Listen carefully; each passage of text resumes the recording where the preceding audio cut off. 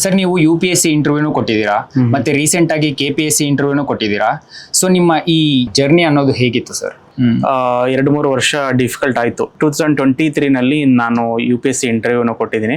ಇದಕ್ಕೆ ಸ್ಕೂಲಲ್ಲಿ ಕಾಲೇಜಲ್ಲಿ ಟಾಪರ್ ಆಗಿರಬೇಕು, ತುಂಬಾ ಮಾರ್ಕ್ಸ್ ಸ್ಕೋರ್ ಮಾಡಿರಬೇಕು, ಈ ತರ ತುಂಬಾ ಮಿತ್ಸ್ ಇಟ್ಕೊಂಡಿರ್ತಾರೆ. ಸಮಸ್ಯೆ ಜೊತೆಗೆ ಸೊಲ್ಯೂಷನ್ ಅನ್ನ ಹುಡುಕೋದು ಕೂಡ ಒಂದು ಗುಣ ಇರಬೇಕು. ಈ ಎಕ್ಸಾಮ್ಸ್ಗೆ ಪ್ರಿಪ್ರೇಷನ್ ಸ್ಟಾರ್ಟ್ ಮಾಡೋದಕ್ಕೆ what is the right time to start preparation ಅಂತ?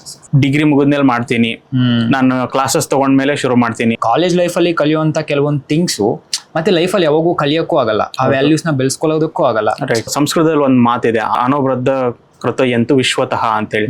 ಅಂದ್ರೆ ನಾಲೆಡ್ಜ್ ಯಾವ ಕಡೆಯಿಂದ ಬಂದ್ರು ಕೂಡ ಅದನ್ನ ಅಬ್ಸರ್ವ್ ಮಾಡ್ಕೋಬೇಕು ನಾವು ಅಂತ ಹೇಳಿ. ಈ ಕೋಚಿಂಗ್ ಅನ್ನೋದು ಕಂಪಲ್ಸರಿನಾ, ಇಲ್ಲ ಕೋಚಿಂಗ್ ಇಲ್ದಿರ ಸೆಲ್ಫ್ ಸ್ಟಡಿ ಮಾಡಿದ್ರು ನಡೆಯುತ್ತಾ? ಸೊ ಕೋಚಿಂಗ್ ಎಲ್ಲಿ ನೆಸೆಸಿಟಿ ಆಗುತ್ತೆ ಅಂತ ಹೇಳಿದ್ರೆ, ಸೊಸೈಟಿಗೆ ಸರ್ವಿಸ್ ಮಾಡಬೇಕು, ಆ ನೇಷನ್ ಬಿಲ್ಡಿಂಗ್ ಅಲ್ಲಿ ಕಾಂಟ್ರಿಬ್ಯೂಟ್ ಮಾಡಬೇಕು. ಈ ಜರ್ನಿ ಕೇವಲ 6 ತಿಂಗಳು 1 ವರ್ಷದ್ದಲ್ಲ. ಇದು ಹೌದು, ನಾಲೆಡ್ಜ್ ಇಂಟೆಲಿಜೆನ್ಸ್ ಮಾತ್ರ ಅಲ್ಲ. ಸೊ ಇವ್ರು ಯಾವ ತರ ಸ್ಟಾರ್ಟ್ ಮಾಡಬೇಕು, ಮತ್ತೆ ಇನಿಷಿಯಲಿ ಯಾವ ಬುಕ್ಸ್ ನ ಓದ್ಬೇಕು? ಸೊ ಮೊದಲು ಅವ್ರು ಮಾಡ್ಬೇಕಾಗಿರೋದು ವಾಟ್ ಈಸ್ ಮೈ ಡೆಸ್ಟಿನಿ ಅನ್ನೋದು ನನಗೆ ಗೊತ್ತಿರೋದಿಲ್ಲ. But I challenge you just go and read the same book, you feel something new. ಯಾವ ತರ ಪರ್ಸನಾಲಿಟಿನ ಡೆವಲಪ್ ಮಾಡ್ಕೋಬೇಕು ಸರ್?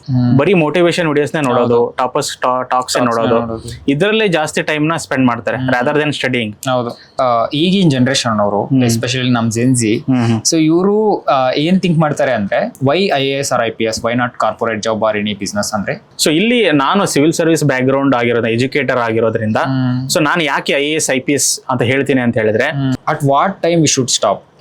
ನೆಕ್ಸ್ಟ್ ಪ್ಲಾನ್ ಬಿ ಮೇಲೆನೋ ಇಲ್ಲ ಬೇರೆ ಕೆರಿಯರ್ ಆಪ್ಷನ್ ಮೇಲೆನೋ ಫೋಕಸ್ ಮಾಡಬೇಕು?